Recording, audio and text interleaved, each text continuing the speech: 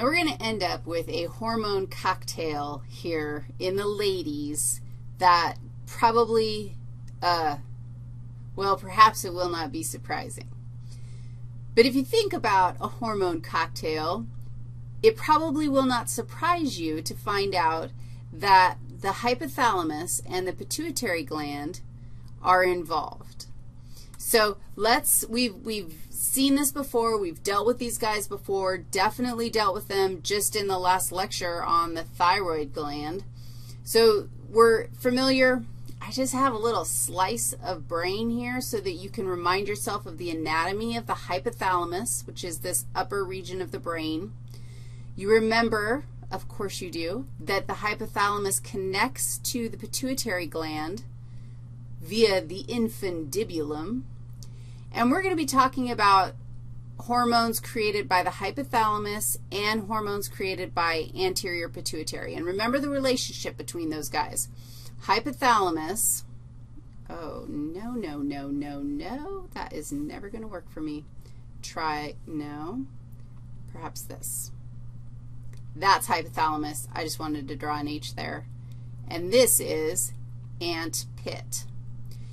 And remember that there was a portal system between them that allows hypothalamus to dump just a few hormones in, usually called releasing hormones.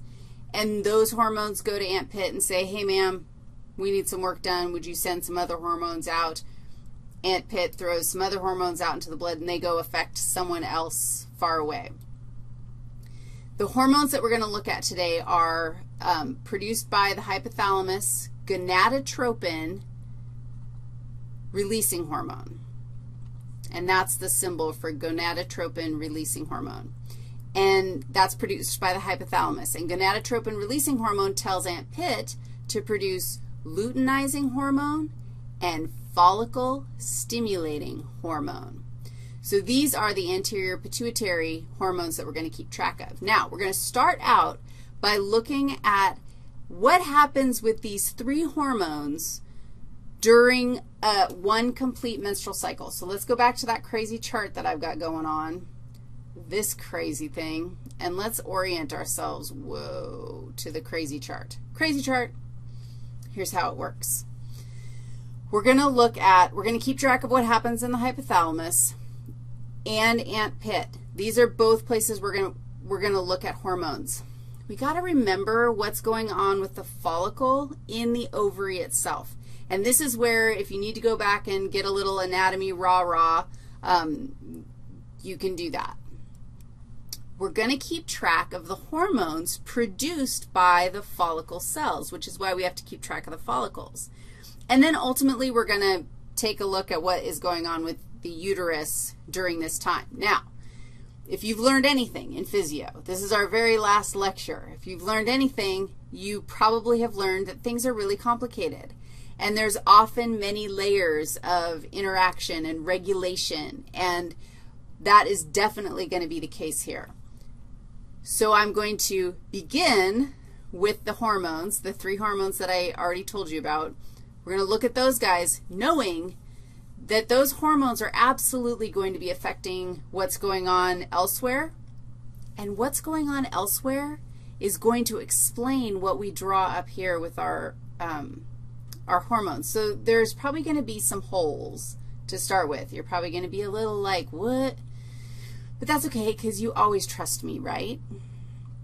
All right, so I'm going to draw you what happens with gonadotropin releasing hormone over the course of 28 days, because some probably male human decided that all of our cycles are 28 days long.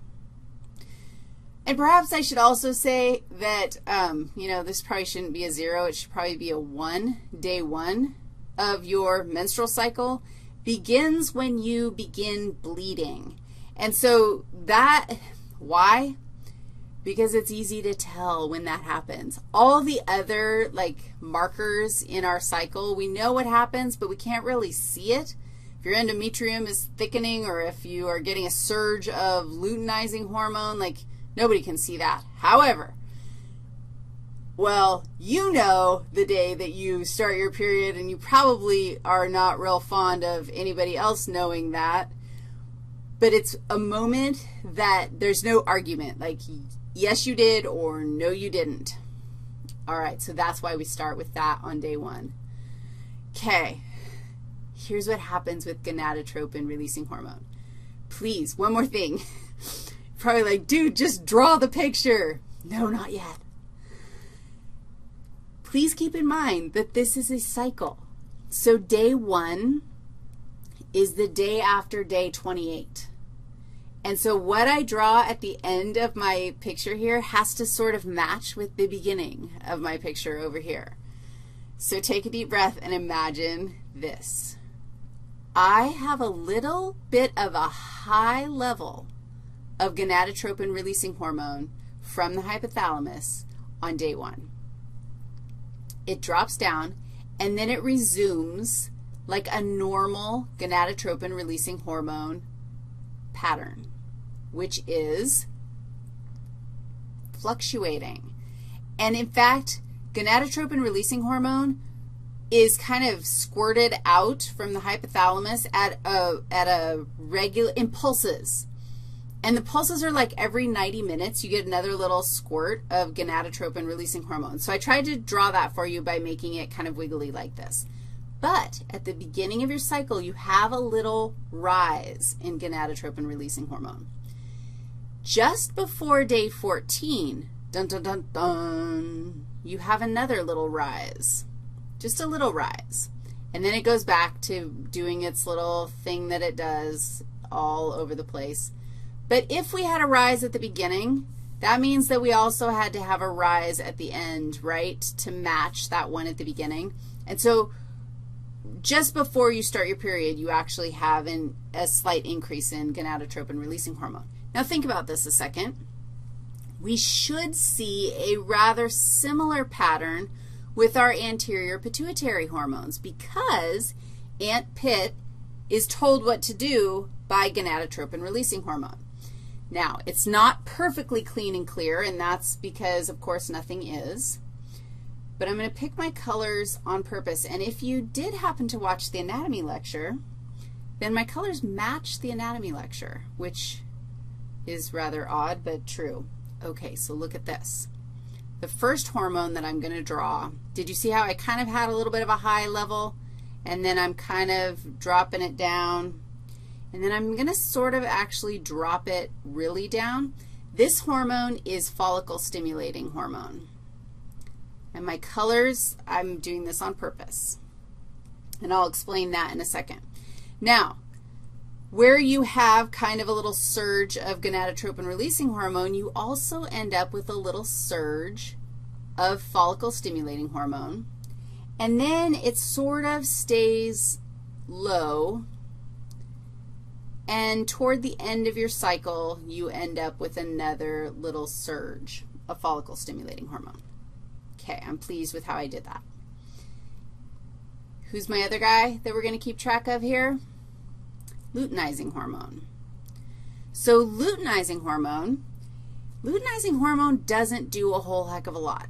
It might have a little bit of a rise at the beginning, but it's pretty steady, and it's staying pretty steady, and I'm meaning it to stay steady even though it looks like it's slightly creeping up.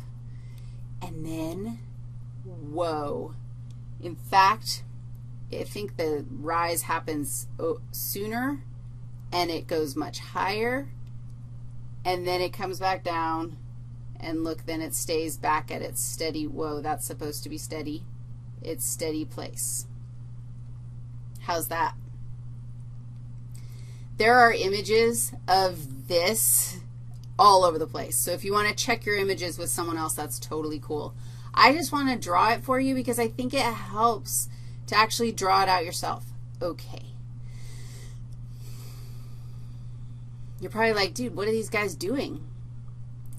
Well, follicle-stimulating hormone is going to affect our follicle. So let's talk next about what's going on with the follicle, and then we can deal with how these hormones are affecting it.